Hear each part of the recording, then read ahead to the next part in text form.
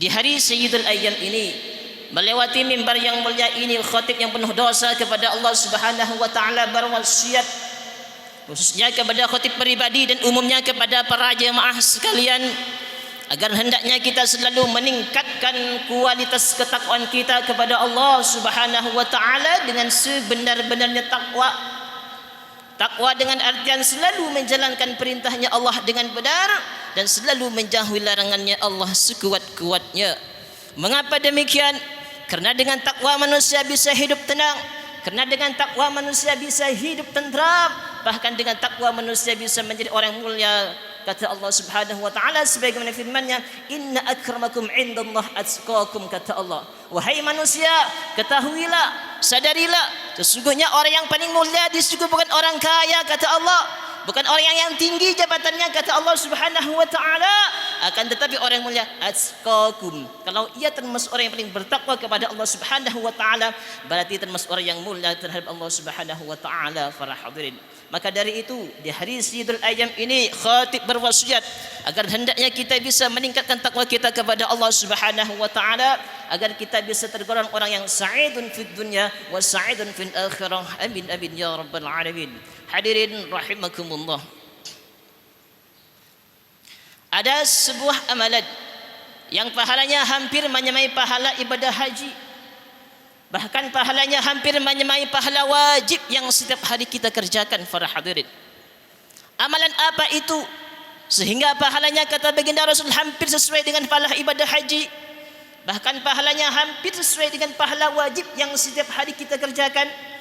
Amalan itu adalah as-sabru, sabar. Amalan itu adalah kata Nabi as-sabru, sabar. Sebagaimana yang telah Allah firmankan di dalam surah Az-Zumar ayat yang ke-10, kata Allah, "Innama yuwaffas sabiruna ajrahum bighairi hisab." Kata Allah Subhanahu wa taala, hanya orang yang bersabarlah yang akan aku sempurnakan pahalanya. Seperti apa pahalanya? Bighairi hisab. Tidak bisa dihitung. Para hadirin, saking besarnya pahala sifat sabar, saking banyaknya pahala sifat sabar, bahkan saking mulianya sifat sabar pahalanya, kata Allah, bighairi hisab, tidak bisa dihitung. Para hadirin, maka kata sebagian ulama berpendapat demikian, satu-satu sifat sabar ini termasuk salah satu sifat yang Allah berikan kepada manusia, yang pahalanya hampir sama dengan pahala ibadah haji, bahkan pahalanya hampir sama dengan pahala wajib yang setiap hari kita kerjakan. Para hadirin, perlu kita ketahui bersama, para hadirin, sifat sabar itu termasuk wasiat Allah kepada baginda Rasul, dan Rasulullah sampaikan kepada umatnya termasuk kita. Apa kata baginda Rasul? As-sabru wasiyatun min wisayallahi ta'ala, faman hafadhaha naja wa man dayya'aha halakah. Kata baginda Rasul, sabar itu termasuk wasiat Allah kepadaku, dan aku wasiatkan kepada umatku, kata baginda Rasul, faman hafadhaha naja. Barang siapa yang bisa menjaga dirinya agar memiliki sifat sabar, naja, dia akan menjadi orang yang selamat, kata baginda Rasul. Akan tetapi sebaliknya, wa man dayya'aha halaka, barang siapa yang menyia-nyiakan sifat sabar, halaka, dia akan musnah, dia akan celaka. Na'udzubillah tsumma na'udzubillah. Para hadirin, perlu kita ketahui, para hadirin, kata baginda Rasul, sabar itu dibagi menjadi 3 bagian. As-sabru tanqasimu ala thalathati aqsamin. Sabar itu dibagi menjadi 3 bagian, kata baginda Rasul. Yang pertama apa? As-sabru ala ma amarallah. Kita sabar atas apa-apa yang telah diperintahkan oleh Allah Subhanahu wa taala. Al-Quran menegaskan solat 5 waktu itu wajib, puasa Ramadan itu wajib, haji itu wajib kalau kita mampu. Jika kita sudah melakukan perintahnya Allah dengan benar, berarti kita termasuk orang yang sabar, kata baginda Rasul. Para hadirin, namun sebaliknya, kita tidak pernah salat 5 waktu, tidak pernah berpuasa Ramadan, bahkan kita tidak pernah haji meskipun kita sudah mampu, berarti bukan orang yang sabar, kata baginda Rasul. Hadirin, itulah sabar yang pertama. Sabar yang kedua, kata baginda Rasul, as-sabru ala ma nahallah. Sabar atas apa-apa yang telah dilarang oleh Allah Subhanahu wa taala. Para hadirin, Al-Quran menegaskan zina itu haram, mencuri itu haram, koruptor itu haram. Kalau kita mampu bisa menjaga diri kita dari hal-hal yang dimurkai oleh Allah Subhanahu wa taala, berarti kita termasuk orang yang sabar, kata baginda Rasul. Para hadirin, namun sebaliknya, kita suka berbohong, kita suka berdusta, kita suka koruptor. Kata baginda Rasul, itulah bukan orang yang sabar, kata baginda Rasul para hadirin. Karena sabar yang sebenarnya adalah sabar menjalankan perintah Allah dan sabar menjauhi larangannya Allah Subhanahu wa taala para hadirin.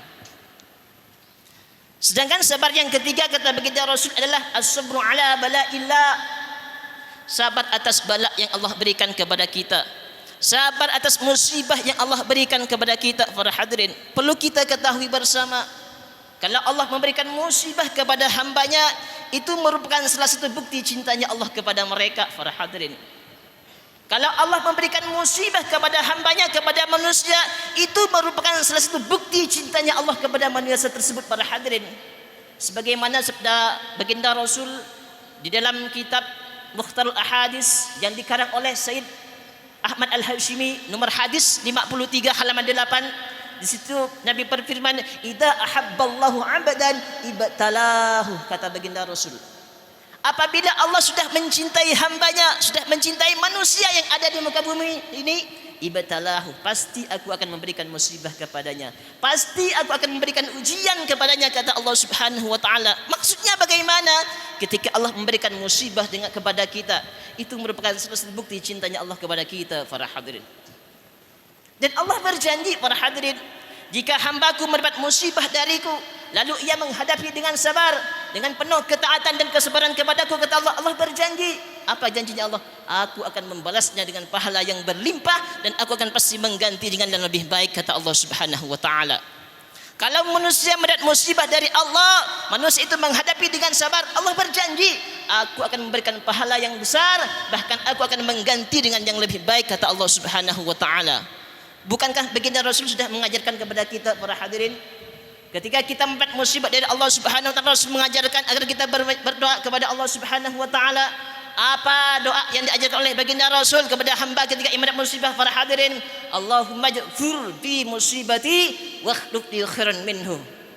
Ya Allah, berikan kami pahala atas musibah yang telah menimpa kepadaku, wa akhlif li khairan minhu, dan gantilah dengan ganti yang lebih baik, kata baginda Rasul. Itulah doa yang diajarkan oleh baginda Rasul kepada hambanya jika ia mendapat musibah dari Allah Subhanahu wa taala para hadirin. Ada sebuah kisah para hadirin. Suatu ketika Ummu Salamah mendapat musibah yang sangat besar luar biasa para hadirin. Musibah yang didapati oleh Ummu Salamah apa? Musibah yang diperoleh oleh Ummu Salamah adalah suaminya meninggal dunia kerana berjihad fi sabilillah. Suami Ummu Salamah meninggal kerana berjihad fi sabilillah. Sedih Ummu Salamah kerana orang yang dekat dengan Ummu Salamah meninggal dunia kerana berjihad fi sabilillah para hadirin. Sedih Ummu Salamah, tapi Ummu Salamah ngerti dan paham di situ, kalau manusia mendapat musibah dari Allah, lalu ia menghadapi dengan sabar, pasti Allah akan mengganti dengan yang lebih baik, kata Allah Subhanahu wa taala. Setelah suami Ummu Salamah meninggal dunia, ada satu orang laki-laki yang datang kepada Ummu Salamah, ingin meminang Ummu Salamah, ingin menikahi Ummu Salamah. Siapa beliau? Beliau adalah Abu Bakar As-Siddiq, sahabat baginda Rasul. Datang kepada Ummu Salamah, ingin menikahi Ummu Salamah, tapi kenyataannya apa? Ditolak oleh Ummu Salamah para hadirin. Abu Bakar ditolak oleh Ummu Salamah.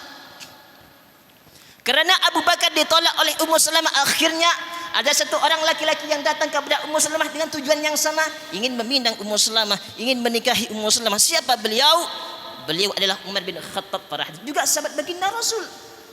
Tapi kenyataannya apa? Ditolak oleh Ummu Salamah. Abu Bakar ditolak oleh Ummu Salamah, Umar bin Khattab ditolak oleh Ummu Salamah. Akhirnya ada satu orang laki-laki yang datang kepada Ummu Salamah, ingin meminang Ummu Salamah, ingin menikahi Ummu Salamah. Siapa beliau? Beliau adalah baginda Muhammad Rasulullah sallallahu alaihi wasallam. Baru diterima oleh Ummu Salamah para hadirin. Nah, kisah ini memberikan gambaran kepada kita para hadirin. Kisah ini memberikan pemahaman kepada kita para hadirin. Kalau kita mendapat musibah dari Allah Subhanahu wa taala, lalu kita menghadapi dengan penuh kesabaran, pasti Allah akan mengganti dengan yang lebih baik para hadirin. Buktinya apa? Asalnya suami Ummu Salamah orang-orang biasa-biasa saja, diganti dengan suami yang sangat luar biasa berupa suami Muhammad Rasulullah sallallahu alaihi wasallam. Subhanallah para hadirin. Maka dari itu para hadirin, semoga dengan khutbah yang singkat ini para hadirin, kita oleh Allah Subhanahu wa taala jadikan orang yang selalu sabar. Sabar di dalam menjalankan perintah Allah dengan benar, sabar dalam menjauhi larangannya Allah sekuat-kuatnya, dan sabar dalam menghadapi musibah dari Allah Subhanahu wa taala. Amin amin ya rabbal alamin. أعوذ بالله من الشيطان الرجيم بسم الله الرحمن الرحيم والعصر إن الإنسان لفي خسر إن الذين آمنوا وعملوا الصالحات وتواصوا بالحق وتواصوا بالصبر بارك الله لكم في القرآن العظيم ونفعنا وإياكم بما فيه من آيات وذكر حكيم أقول قولي هذا أستغفر لي ولكم فاستغفروه إنه هو الغفور الرحيم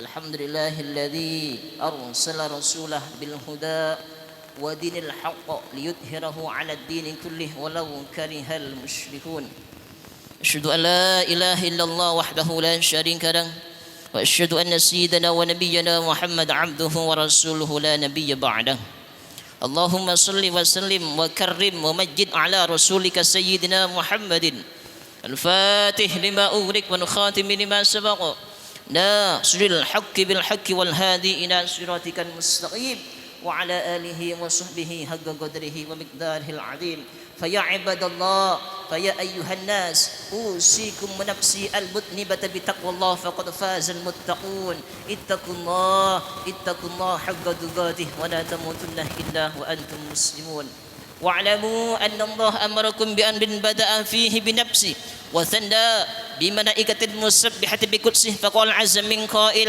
إن الله وملائكته يصلون على النبي يا أيها الذين آمنوا صلوا عليه وسلموا تسليما اللهم صل وسلم على سيدنا محمد وعلى آله وصحبه أجمعين آمين يا رب العالمين آمين اللهم إعز الإسلام والمسلمين وأهلك الكفرة والمشركين وانصر من نصر الدين واخذل من خذل المسلمين اللهم اغفر للمؤمنين والمؤمنات والمسلمين والمسلمات الأحياء منهم والأموات إنك سميع قريب مجيب الدعوات يا قاضي الحاجة يا الله برحمتك يا أرحم الراحمين اللهم لا تدع لنا ذنبا إلا غفرته ولا هما إلا فرجته ولا دينا إلا قضيته ولا حاجة من حوائج الدنيا والآخرة إلا قضيتها ويسرتها يا الله برحمتك يا أرحم الراحمين نسألك يا الله حسن الخاتمة